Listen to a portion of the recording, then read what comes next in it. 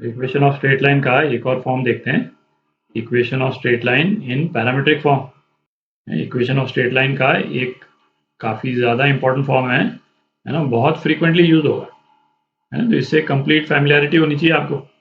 अच्छा, parametric form की equation जो है वो अपन पहले भी यूज कर चुके हैं, है ना। एक दो एग्जांपल देख लेते हैं, है ना, उससे आपको रिकलेक्ट हो जाएगा। जैसे एक तो क्या, सर्कल के केस में अपन ने देखा था, भाई सर्कल की इक्वेशन जो है, यदि ये सर्कल है और इसकी इक्वेशन एक फॉर्म तो इसका ये रहता था, X square plus Y square is equal to A square. तो अब सर्कल की इक्वेशन को पैरामीट्रिक फॉर्म में यदि अपने को लिखना हो तो मेन पॉइंट क्या है कि सर्कल पे कोई भी पॉइंट, उसको अपन किस तरह लिख सकते हैं, एक कॉमन पैरामीटर के टर्म्स में एक्स और वाई के जो वैल्यूज हैं, है ना, उसको अपन लिख सकते हैं। मतलब कोई भी जनरल पॉइंट एक्स वाई, इसको लिखने का एक और तरीका क्या था, सर्कल का रेडियस ए और ये थीटा, है ना, ये पैरामीटर हो गया जो कि वेरी कर रहा है। तो एक्स को क्या लिख सकते थे अपन, ए कॉस थीटा, और वाई को A sine theta. Parametric form में सर्कल की इक्वेशन क्या हो गई थी, X is equal to A cos theta और Y is equal to A sine theta.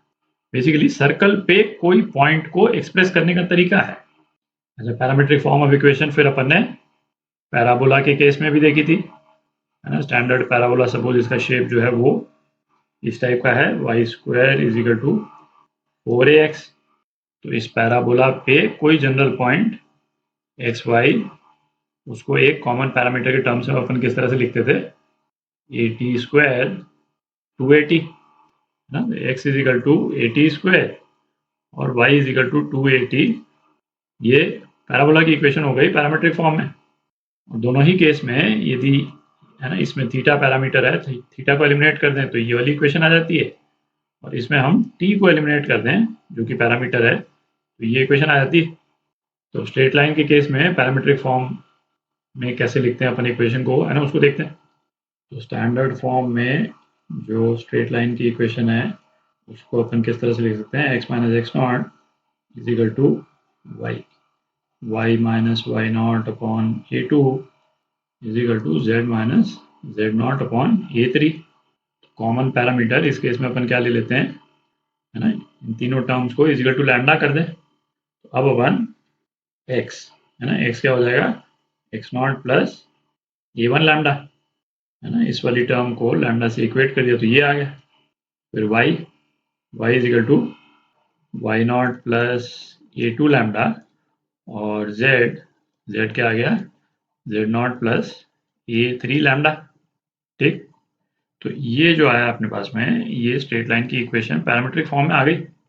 और हम यहाँ पे एक्सप्रेस क्या कर रहे हैं, है ना, इसी स्ट्रेट लाइन पे किसी एक जनरल पॉइंट के कोऑर्डिनेट्स आ गए अपने पास में, है ना, ये वाले कोऑर्डिनेट्स लिख नहीं रहा हूँ, है ना, ये तीन कोऑर्डिनेट्स जो हैं ये पैरामीट्रिक फॉर्म में पैरामीटर लैम्डा के टर्म्स में आ गए अपने पास में, है ना, इसमें भी लैम्डा, इसमें भी लैम्डा, इसमें भी लैम्डा। ठीक, तो अब ये पैरामीट्रिक फॉर्म ऑफ इक्वेशन को अपन किन किन केसेस में यूज कर सकते हैं, है ना, उसको एक बार डिस्कस कर लेते हैं और फिर उस पर एग्जाम्पल्स कर लेंगे अगले वीडियोज में। ठीक, तो पहला केस देखते हैं, क्या, shortest distance of line from a point. ठीक, है ना, कोई स्ट्रेट लाइन की इक्वेशन दे रखी होगी अपने को। अच्छा, स्ट्रेट लाइन की इक्वेशन इस स्टैंडर्ड फॉर्म में हो सकती है, या फिर स्ट्रेट लाइन की इक्वेशन जो है वेक्टर फॉर्म में भी हो सकती है ना, ए प्लस लैम्डा बी। इस वाले फॉर्म में भी यदि इक्वेशन आए तो उससे भी हम स्ट्रेट लाइन पे किसी भी जनरल पॉइंट के कोऑर्डिनेट्स पैरामीट्रिक फॉर्म में तो लिख ही पाएंगे। अब जैसे इस वाले केस में क्या, कोई एक पॉइंट सपोज अपने को दे रखा है, पॉइंट ए, तो ये ए1 ए2 से कंफ्यूजन होगा, पॉइंट बी बोल देते हैं इसको। ठीक, पॉइंट बी और इसके कोऑर्डिनेट्स क्या हैं, b1 b2 और b3।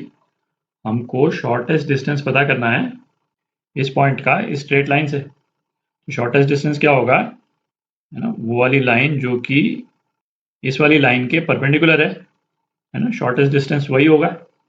तो ये वाला जो पॉइंट है, पॉइंट ऑफ शॉर्टेस्ट डिस्टेंस, तो पी बी जो है इस लाइन एल के परपेंडिकुलर होगी। तो अब देखें, पॉइंट पी को हम पैरामीट्रिक फॉर्म में लिख सकते हैं, क्या लिख सकते हैं, A one lambda plus X not, A two lambda plus Y not और A3 लैम्डा प्लस Z0 है ना, P के कोऑर्डिनेट्स लैम्डा के टर्म्स में आ गए अपने पास। A1 A2 A3 अपने को मालूम है और X0 Y0 Z0 अपने को मालूम है, केवल लैम्डा अननोन है। अच्छा, इस लाइन के पैरेलल जो वेक्टर है वेक्टर B, उसके डायरेक्शन रेशियोज तो अपने को मालूम ही है, तो वेक्टर B के डायरेक्शन रेशियोज अपने को मालूम है और PB जो वेक्टर PB है ना, इसके भी डायरेक्शन रेशियोज अपन निकाल सकते हैं, है ना, दोनों ही पॉइंट्स अपने को मालूम है। तो वेक्टर B जो है वो PB के परपेंडिकुलर है, दोनों का जो डॉट प्रोडक्ट होगा वो क्या होगा, 0। तो इनके डॉट प्रोडक्ट को अपन 0 करेंगे तो लैम्डा की वैल्यू आ जाएगी अपने पास। लैम्डा की वैल्यू आ गई तो पॉइंट P के कोऑर्डिनेट्स अपन निकाल सकते हैं। पॉइंट P के कोऑर्डिनेट निकालेंगे तो PB लेंथ जो है शॉर्टेस्ट लेंथ वो हम निकाल लेंगे, ठीक। अच्छा, पॉइंट P यदि अपने को मालूम चल जाता है तो यदि हमको ये पूछा हो कि image of point B made by line, है ना, ये वाली लाइन, तो इसकी इमेज क्या हो जाएगी, इसी को अपन एक्सटेंड कर दें, है ना, exactly same distance opposite direction में B डैश में इसको बोल देता हूँ, तो B डैश जो है वो B की इमेज हो गई, है ना, लाइन एक तरह से मिरर का काम कर रही। तो B के कोऑर्डिनेट यदि हमको मालूम करने हैं, P के कोऑर्डिनेट आपको मालूम ही है, तो सेक्शन फॉर्मूला हम लगा लेंगे, है ना, B1 plus B dash upon 2, है ना, P का x coordinate, B2 plus B2 dash upon 2, P का y कोऑर्डिनेट, है ना, इस तरह से अपन B डैश के कोऑर्डिनेट्स निकाल सकते हैं, ठीक।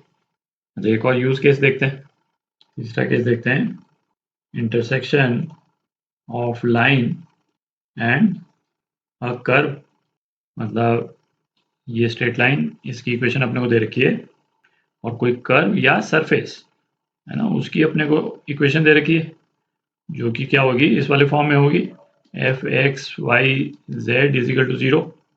तो ये लाइन जो है वो इस कर्व या सरफेस से इंटरसेक्ट कहाँ पे कर रही है, किस पॉइंट पे कर रही है ना, वो हमको निकालना है। तो अगेन हम क्या करें, स्ट्रेट लाइन पे कोई जनरल पॉइंट को पैरामीट्रिक फॉर्म में लिख लें, है ना, एग्जैक्टली सेम तरीके से जैसे यहाँ पे अभी अपन ने लिखा था, A1 lambda plus X0 Z0, और ये पॉइंट यदि पॉइंट ऑफ इंटरसेक्शन होना है तो इस कर्व की इक्वेशन को भी सेटिस्फाई करेगा, है ना। इसमें केवल अननोन क्या है, लैम्डा, लैम्डा मालूम चलेगा तो हमको ये इंटरसेक्शन पॉइंट मालूम चल जाएगा।